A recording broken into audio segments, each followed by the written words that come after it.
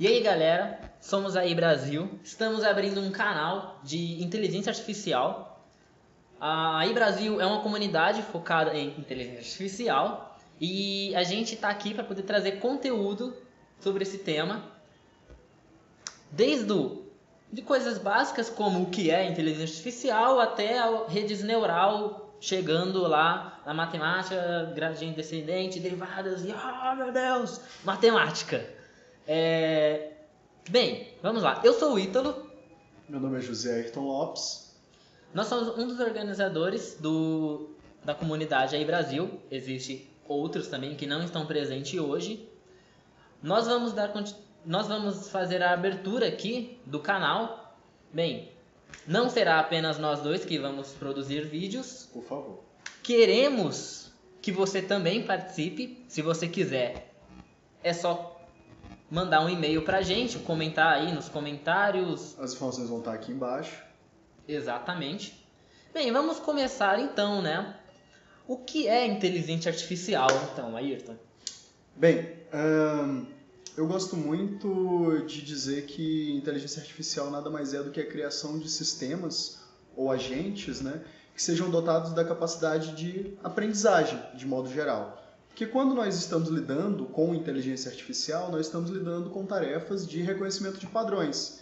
Seja para classificação, seja para otimização, seja realmente para qualquer tarefa que envolva entender melhor o mundo ao nosso redor. Sim, sim. E, bem, o objetivo dessa aula hoje é discorrer um pouco mais sobre os tipos de aprendizagem, como que de fato uma máquina pode aprender a partir de dados externos, né? E também as aplicações disso, ou seja, nós temos aí vieses como processamento de linguagem natural, ou seja, entender um texto escrito, até mesmo um texto em letra cursiva, né? Questões como computação gráfica, como entender os padrões alocados em uma determinada imagem. Os exemplos legais podem estar nesse próximo slide aqui. Mentira, não está nesse próximo slide não. Está nesse slide aqui. Bem, olha só, o que o Ayrton estava falando, você pode dar uma olhada nessa imagem, como sistemas especializados, processamento de linguagem natural, nós temos aqui à direita, chatbots com possibilidades do processamento de linguagem natural, nós temos reconhecimento de emoções em tempo real, nós temos tradução entre línguas em tempo real, N outras aplicações usando inteligência artificial.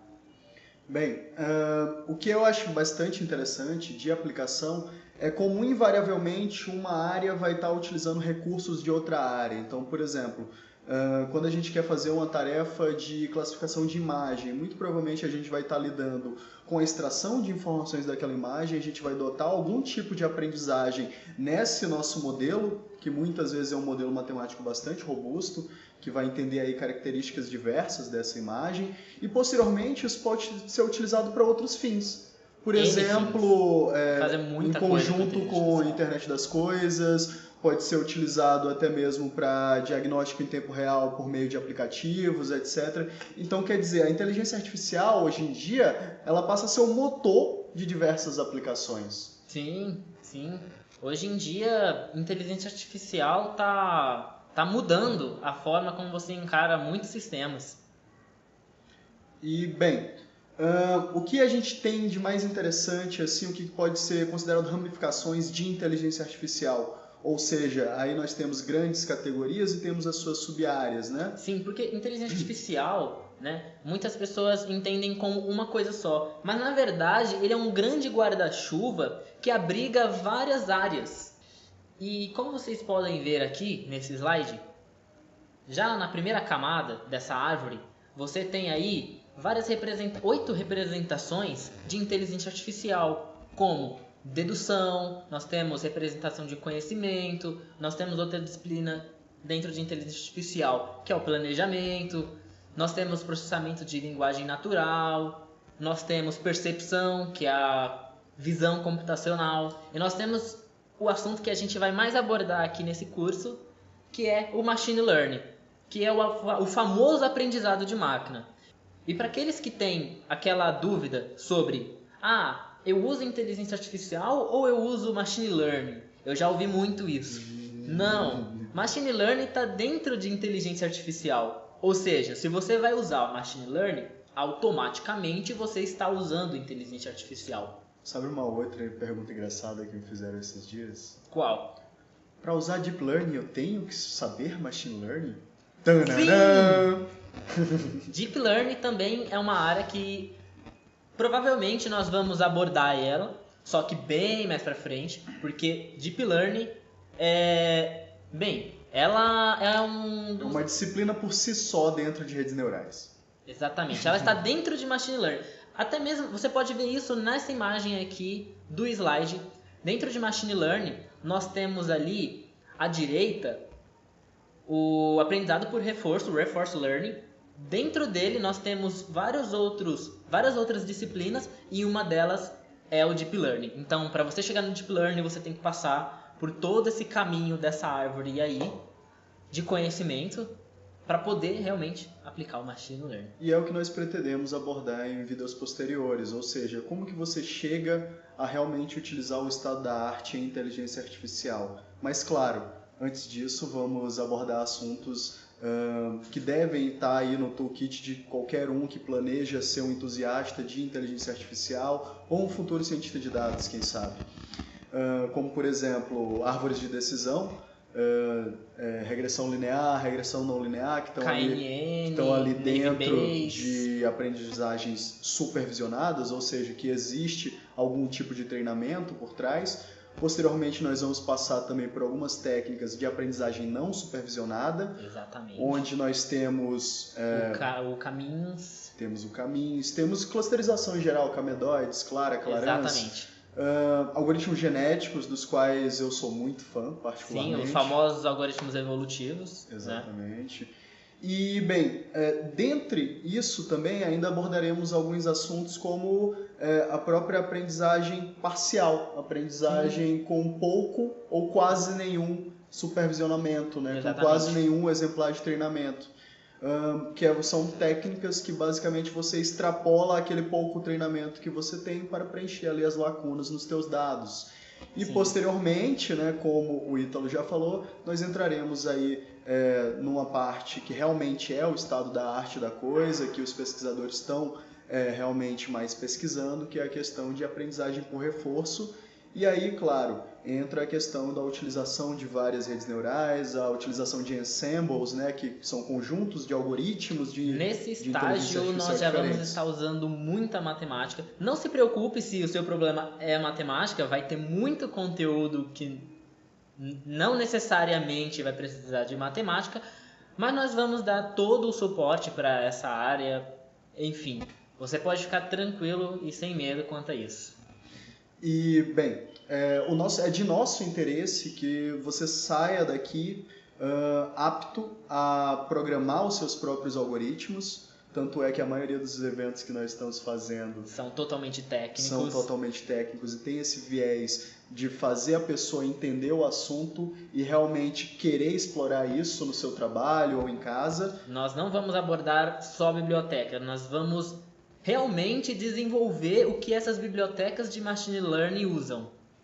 E também vamos trazer algo que é relativamente novo para os vídeos em português, que é fazer o desenvolvimento em várias linguagens de programação diferentes.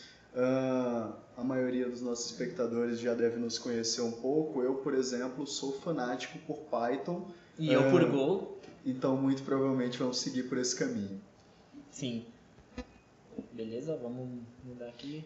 E agora eu tinha separado aqui um pouco com o Ítalo esses últimos minutos para falar um pouquinho sobre o histórico em inteligência artificial. Sim. Inteligência artificial não é algo novo. É algo velho, é muito velho. Só que com o poder de processamento que a gente tem hoje e o fácil acesso a conhecimento, tá tornando isso uma coisa muito palpável. Coisa que antes, sei lá, nos anos 2000 a gente não conseguia, por motivos de processamento, por motivos que poucas pessoas tinham esse conhecimento, geralmente eram mestres, doutores, e se alguém quisesse estudar alguma coisa desse tipo, muito provavelmente teria que estar na academia. Exatamente. E hoje não, hoje você tá conseguindo esse conteúdo aqui, que a gente está produzindo para você, no YouTube, de graça. E você tem um computador, provavelmente, você tem um computador que hoje consegue rodar coisas que nos anos 2000 não era possível. E assim, o nosso intuito aqui é também apresentar materiais diversos que foram utilizados aí por nós durante os nossos próprios estudos para que você também possa realmente fazer essa imersão em inteligência artificial, não só utilizando o conteúdo daqui, mas a intenção é de que você saia e explore a área como um todo, conheça os pesquisadores, conheça materiais interessantes, conheça, por que não, outros canais e que, você realmente esteja aí participando da comunidade de inteligência artificial como um todo. E, eu trouxe essa figura do histórico porque eu acho bastante interessante, como o Ítalo já falou, dizer que inteligência artificial não é nada novo. É uma disciplina que está sendo estudada aí desde os idos lá dos anos 40, com os primeiros neurônios artificiais, que eram inclusive muito parecidos com o que lá na eletrônica nós temos, que são os circuitos flip-flop, ou seja, basicamente questão de abrir, fechar, excitação, estimulação ou falta de estimulação. E, qual era o intuito de inteligência artificial na época? O que os grandes cientistas da época vislumbravam? Eles vislumbravam o mesmo que a gente vislumbra hoje, que é a mimetização de comportamento natural. No caso, era o comportamento humano, né? Ou seja, a replicação... A replicação do cérebro humano, da forma como o cérebro pensa, como ele age. Isso, acho que é um dos maiores, entre aspas, objetivos da inteligência artificial. E vocês podem notar que sempre foi. E, assim, é legal porque o Alan Turing, né, por exemplo, lá pelos idos de 1950, ele veio com o teste de Turing, com a proposição do teste de Turing, que durou até muito tempo. Quer dizer, ele só foi quebrado por uma máquina há pouco tempo atrás. E o teste de Turing era o quê? Era basicamente fazer com que pessoas tivessem interações com máquinas e essa máquina, de algum modo, conseguisse ludibriar a pessoa a pensar que ela era um ser humano, ou seja, que ela estava realmente conversando com aquela pessoa e sabendo responder em linguagem natural como um ser humano responderia. Isso envolve o que, Ítalo? Isso envolve questões como tolerância, né? A gente trabalha bem com conteúdo parcial, é uma das características também da nossa mente. Exatamente, a questão de absorver o contexto de uma conversa. Você tem que ter respostas que sejam facilmente entendíveis dentro de vários contextos diferentes. Se adaptar a tipos de linguajares diferentes e que você nunca ouviu. Porém, dentro do seu contexto, mesmo você nunca tendo ouvido ele vai significar alguma coisa e você vai entender ele. Exatamente. E aí, a partir disso, é que realmente teve o boom do estudo em inteligência artificial e que é dito que a inteligência artificial realmente nasceu para o mundo. Isso lá pelos idos de 1955. Mas só que ela ainda era muito cara. Então, o que aconteceu? Ela foi amplamente assimilada principalmente pelas fábricas, que era realmente quem poderia pagar por isso, né? Então a gente já tem robôs, por exemplo, em plantas automotivas desde essa época. Olha que interessante. Viu só? Não é tão novo assim. Chatbots, então, que são uma disciplina em inteligência artificial muito em voga, na verdade surgiram lá em 1960, né? Em 1974 nós tivemos aí a Elisa. Mais recentemente, em 1970, etc., tivemos outros chatbots emblemáticos também. Mas chatbots são o quê? São sistemas especialistas de perguntas e respostas. Sim, que envolve toda essa questão de contextualização, de saber entender o significado de uma frase, mesmo não conhecendo todas as palavras, através do contexto, e etc, etc, etc. E as pessoas costumam me questionar também por que a gente ouve falar mais de inteligência artificial somente agora, e não lá nos anos 90, por exemplo, ou no começo dos anos 2000. E gente, a verdade é que inteligência artificial, ali entre os idos dos anos de 1970, prometia muito. E acabou por entregar muito pouco, ela ainda era muito custosa. O estudo em inteligência artificial ainda era muito custoso. Justamente por conta de pouco processamento, né? O poder de processamento era muito baixo e também pela baixa quantidade de pessoas que dominavam essa área. E aí o que aconteceu?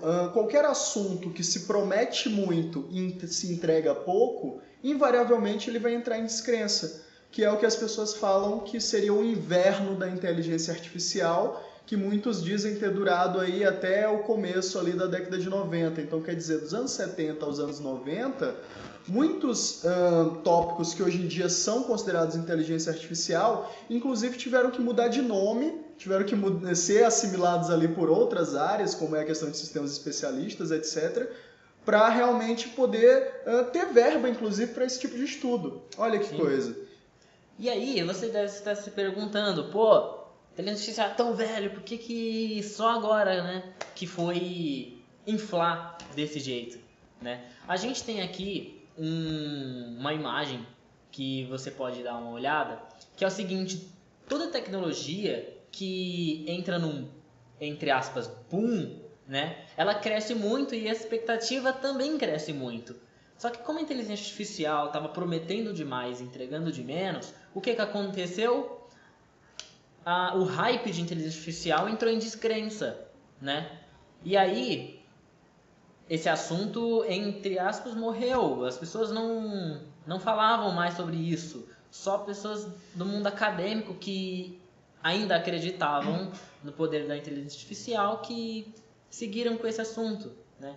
E aí, isso acontece para a maioria das tecnologias. E aí, com o Deep Blue da IBM, né? Foi uma entrega muito grande para a época e o termo começou a voltar para a boca do povo e começaram os desenvolvedores comuns começaram a se interessar por esse assunto, etc. E inteligência artificial voltou nos seus tempos de triunfo, né? E aí a gente está ali mais ou menos entre o... Como é que se pronuncia isso? Slope of Enlightenment. Slope of Enlightenment. É quando a tecnologia ela começa realmente a ser melhor entendida e as pessoas passam a saber quando utilizá-la ou não. E aí o que acontece? Normalmente é o ponto onde uma tecnologia ela passa a ser o motor que move outras tecnologias. Ela é um drive exponencial. E mais ainda, ela começa a ser realmente produtiva. Então a gente está vendo hoje a inteligência artificial sendo realmente o motor de diversas outras aplicações. Carros autônomos, a gente tem cirurgias inteligentes por meio de robôs. E aí também entramos na parte de serviços cognitivos e plataformas cognitivas. Sim. Que já estão no dia a dia de muita gente no mercado hoje em dia. E agora vamos voltar lá. Outro corte, Hugo, é nóis. E vamos terminar o vídeo. Não, ainda tem coisa. Eu acho que... 5 minutinhos, rápido. Eu corto. Não, beleza. Hugo, 1, 2, 3. E bem, depois aí dos idos dos anos 90, nós tivemos alguns avanços, principalmente com a questão de realmente chatbots e principalmente assistentes pessoais, esses chatbots sendo agregados a outros serviços, invocando aí serviços de APIs, né? Então nós tivemos a Siri, nós temos o IBM Watson com a sua plataforma Conversation. Alexa, lá em 2014. Tivemos o Eugene, que foi um dos primeiros chatbots a passar pelo teste de Turing. Tivemos o experimento com a TAI, né, da Microsoft, aquele experimento onde... Não deu muito certo. Não deu muito certo. E mais recentemente, nós tivemos novamente avanços com relação ao jogo, que foi o jogo de Go com o AlphaGo. E por que nós abordamos jogos quando falamos de inteligência artificial? Porque jogos como Go, xadrez, eles têm um ar de desafio ao humano inteligente. Exatamente. Porque são jogos ditos para pessoas um pouco mais eruditas ou então um pouco mais estudiosas, né? E bem, como que você diz que uma máquina é realmente inteligente? quando ela derrota seres humanos inteligentes em um jogo dito inteligente. Exatamente. Olha só. E bem, acho que é chegada a hora da gente finalizar o nosso primeiro vídeo. Espero que vocês tenham entendido um pouco mais sobre o que é inteligência artificial, onde ela está, de onde vem e para onde vai. Exatamente. Bem, e só para dar uma palhinha sobre a iBrasil, a iBrasil ela tem um Medium onde a gente publica artigos lá. Se você quiser publicar o seu, pode publicar, é só falar com a gente, tá tudo na descrição. Somos editores. Exatamente. E também nós fazemos eventos presenciais em São Paulo.